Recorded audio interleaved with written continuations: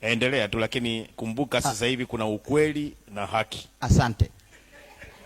Kuna hadithi moja hivi kwenye Biblia.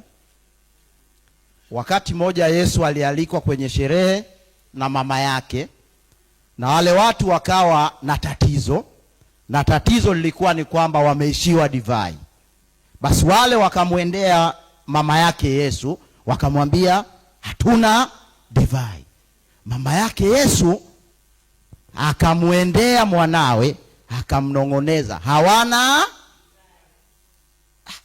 Bwana mdogo akamwambia, mama, tuna nini mimi na wewe? Akawaambia, akaagiza, yajazilizeni mapipa maji. Maji yakawa divai. Katikati ya mkwamo unapaswa kulia, lakini mwisho tafuta jawabu. Taifa linapita katika mkwamo. Omo, utakiwi kulia. Zito, utakiwi kulia. Salum Mwalimu, utakiwi kulia. Heche, Lissu, hamtakiwi kulia. Mnapaswa kuwa majawabu. Yatosha miaka 30 kulia. Tafuteni nini? Majawabu. Mbele kuna mwanga. Sasa niwaambie mambo muhimu. Jambo la kwanza, Omo, Rais Samia Suluhu Hassan ni dada yako kwa kuzaliwa, kwa maana ya nchi ni dada yako. Zito, Rais Samia ni mama yako. Heche, Rais Samia ni mama yako. Mkianza tabia ya kuogopana na kujificha, ninawashauri na ninawaagiza kama raia wa nchi, mkabilini Rais Samia kwenye meza ya mazungumzo tukitoka hapa, ili kieleweke. Jambo la pili, mimi naitwa Odero, kwa sasa ninaongoza kamati ya kusukuma maridhiano ya kitaifa.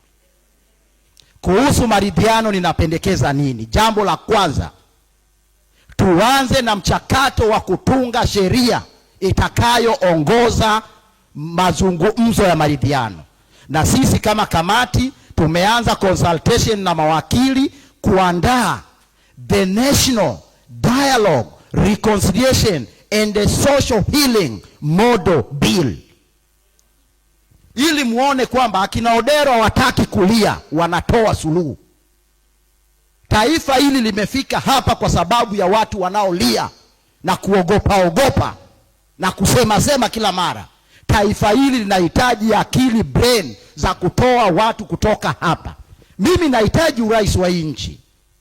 Kama ninahitaji urais wa hii nchi, nitaanzaje kuendelea kulia? Zito, ulitangaza wakati moja kwamba unataka kugombea urais wa nchi hii. Utagombea urais wa nchi hii ukiwa unalia? Haya matatizo yanaweza yakamtokea mtu yeyote ukiwa madarakani. Upaswi kulia, tafuta suluhu. Kwa mimi nimeongea kama raia wa nchi. Kwa upande moja nimeongea kiukali, upande mwingine nimeongea kidiplomasia kama mwenyekiti wa kamati ya kusukuma maridhiano. Mbele kuna mwanga. Haya, naombeni muitikie hilo ninapowaambia hivi. Malizia. Mbele. Mungu awabariki. Asante Olero, mimi umenipa fursa. Mimi nakushauri sasa, na wewe kama mshauri, ongeza kamati ya kutafuta ukweli, haki, uwajibikaji na maridhiano.